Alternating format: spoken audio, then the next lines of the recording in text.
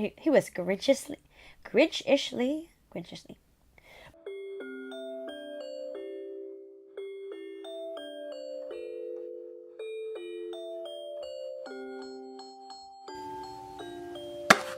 Merry Christmas, friends and Boba fiends! Welcome back to Books and Boba, and today we have a very special Sunday special for you.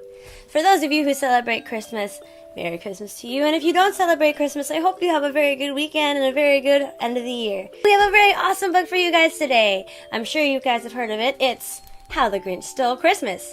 So, I hope that you guys like this reading. Today, along with this reading, we are drinking a mint mocha smoothie from Guppy Teahouse. This is actually one of my very, very first boba drinks. I really liked the Starbucks Frappuccino, and I was like, what would it be like if I added boba?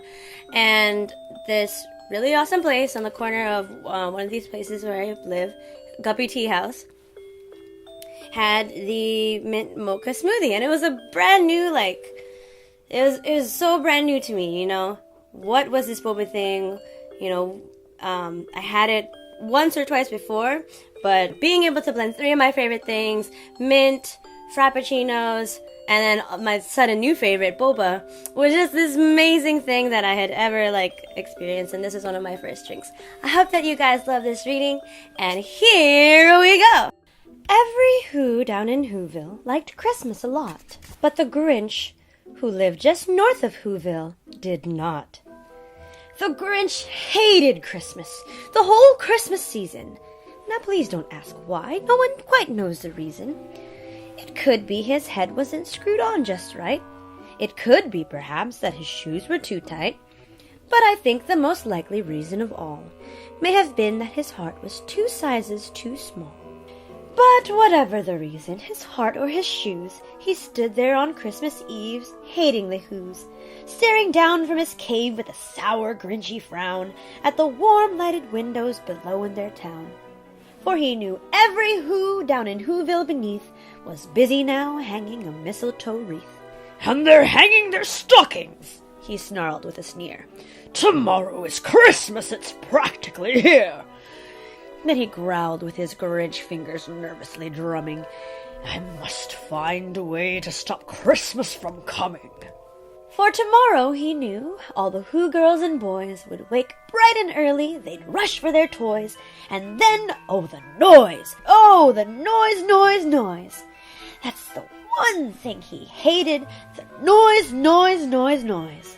Then the Whos, young and old, would sit down to a feast, and they'd feast, and they'd feast, and they'd feast, feast, feast, feast. They would feast on Who pudding and rare Who roast beast, which was something the Grinch couldn't stand in the least.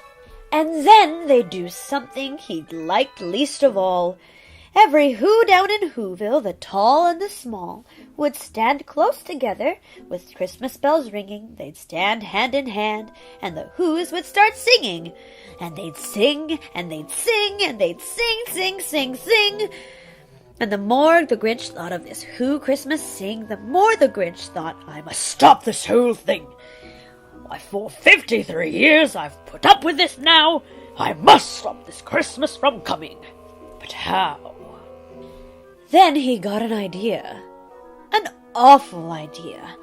The Grinch got a wonderful, awful idea. "I know just what I'll do," the Grinch laughed in his throat. And he made a quick Santa Claus hat and a coat, and he chuckled and clucked. "What a great Grinchy trick! With this coat and this hat, I look just like Saint Nick. All I need is a reindeer." The Grinch looked around, but since reindeer were scarce, there was none to be found. Did that stop the Grinch? No, the Grinch simply said, "If I can't find a reindeer, I'll make one instead." So he called his dog Max. Then he took some red thread, and he tied a big horn to the top of his head. Then he loaded some bags and some old empty sacks on a ramshackle sleigh, and he hitched up old Max. And then the Grinch said, "Get up!" And the sleigh started down toward the homes where the Whos lay a-snooze in their town. All their windows were dark, quiet snow filled the air. All the Whos were all dreaming sweet dreams without care, when he came to the first little house on the square. "This is stop number 1. the old Grinchy Claus hissed, as he climbed to the roof, empty bags in his fist. Then he slid down the chimney, a rather tight pinch. But if Santa could do it, then so could the Grinch. He got stuck only once for a moment or two. Then he stuck his head out of the fireplace flue, where the little Who stockings all hung in a row. "These stockings," he grinned, "are the first things to go." Then he slunk to the icebox. He took the Who's feast. He took the Who pudding. He took the roast beast. He cleaned out that icebox as quick as a flash. Why, that Grinch even took their last can of Who hash. Then he stuffed all the food up the chimney with glee. "And now," grinned the Grinch, "I will stuff up the tree."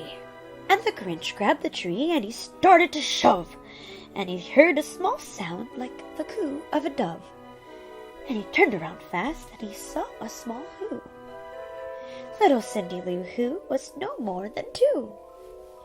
The Grinch had been caught by this tiny Who daughter, who'd got out of bed for a cup of cold water. She stared at the Grinch and said, "Santa Claus, why? Why are you taking our Christmas tree? Why?" But, you know, that old Grinch was so smart and so slick that he thought up a lie, and he thought it up quick. "Why, my sweet little tot," the fake Santa Claus lied, "there's a light on this tree that won't light on one side. I'm taking it home to my woodshop, my dear, to fix it up there, and then I'll bring it back here." And this fib fooled the child, and he patted her head, and he got her a drink, and he sent her to bed. And when Cindy Lou Who went to bed with her cup, he went to the chimney and stuffed the tree up. Then the last thing he took was the log for their fire. Then he went up the chimney, himself the old liar. On their walls he left nothing but hooks and some wire, and the one speck of food that he left in the house was a crumb that was even too small for a mouse. Then he did the same thing to the other Who's houses, leaving crumbs much too small for the other Who's mouses. It was 1/4 dawn, all the Who's still abed, all the Who's still a snooze, when he packed up his sled. Packed it up with their presents, their ribbons, the wrappings, the tags and the tinsel, the trimmings, the trappings. 3,000 feet up the side of Mount Crumpet, he rode with his load to the tip-top to dump it. "Pooh-pooh to the Who's," he was Grinch-ishly humming. "They're finding out now that no Christmas is coming. They're just waking up. I know just what they'll do. Their mouths will hang open a minute or two. And the Who's down in Whoville will all cry boo-hoo. That's a noise," grinned the old Grinch, "that I simply must hear." So he paused, and the Grinch put his hand to his ear, and he did hear a sound rising over the snow. It started low, then it started to grow. But the sound wasn't sad. Why, this sound was merry. It couldn't be so. But it was merry. Very. He stared down at Whoville. The Grinch popped his eyes. Then he shook.